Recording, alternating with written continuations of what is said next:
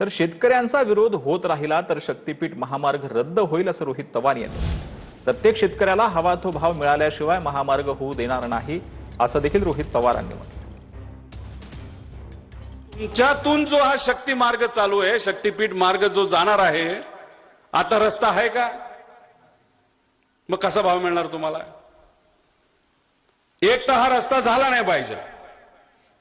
जर करायचंच असेल तर प्रत्येक शेतकऱ्याला विश्वासात घेतल्याशिवाय, प्रत्येक शेतकऱ्याला त्याला लागेल तो भाव मिळाल्याशिवाय हा रस्ता आम्ही होऊन देणार नाही।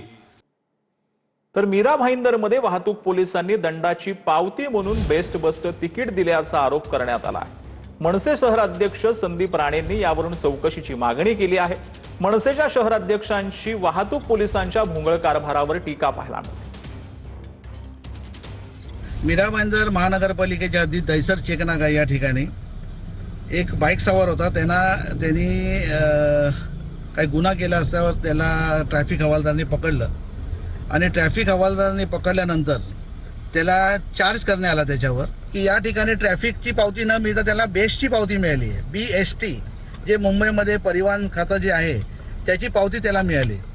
आता तुम्ही विचार करा, जर मी फाईन RTO मारते, ट्रॅफिक मारतायत आणि त्याची पावती जर बेस्टची मिळत असेल, हा कुठे ना कुठे फार मोठा घोळ आहे, लक्षात घ्या। तर अंबरनाथमध्ये शिवसेनेकडून भाजपला युतीची ऑफर। झाल्या गेल्या गोष्टी सोडून एकत्र येण्याचा शिवसेनेचा प्रस्ताव, विकासासाठी जुने वाद विसरण्याचं माजी नगराध्यक्ष सुनील चौधरी यांचं आवाहन।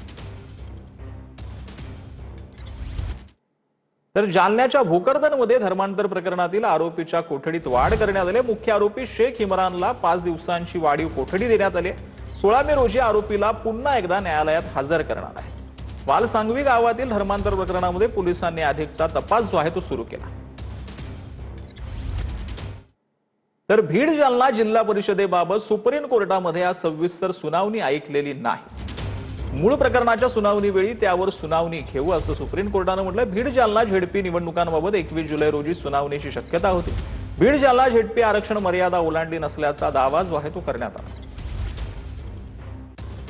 सर्वोच्च न्यायालयाने हे प्रकरण सुनावणीस निघाल्यानंतर पुढील तारखेमध्ये हे प्रकरण आपण ऐकू असं सांगितलं। याचा अर्थ आता या प्रकरणाची सुनावणी पुढील तारखेस म्हणजे बहुधा उन्हाळ्याच्या सुट्टीनंतरच होईल, कारण 2 आठवड्यानंतर सर्वोच्च न्यायालयाला उन्हाळ्याच्या सुट्ट्या लागतील।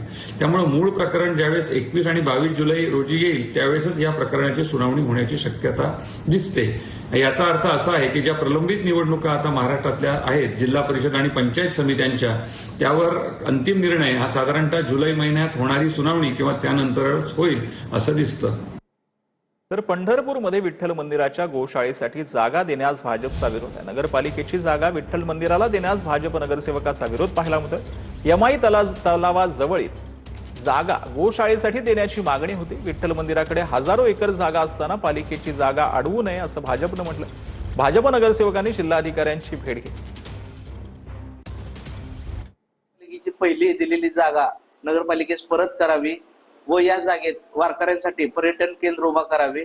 एक लोकप्रतिनिधी म्हणून मी नवीन जागा मंदिरास देण्यास आमचा सर्व नगरसेवकांचा विरोध आहे व समस्त पंढरपुरांचा विरोध आहे। गोशाला तुम्ही लाखो रुपये, कोट्यवधी रुपये त्या गोशाळेच्या नावावर गमवणार, तुमच्या हजारो एकर जमीन असताना नगरपालिकेची यमाई तलावाची जागा तुम्ही मागताय आणि प्रत्येकाने असं मागून जर त्या तलावाचं भर टाकून जर पुढे घेतलं तर ते तलावाचं अस्तित्व राहणार नाही। त्याच्यामुळं पंढरपूरकर आणि नगरसेवकांनी मोठं आंदोलन उभा करीन या बाबतीत।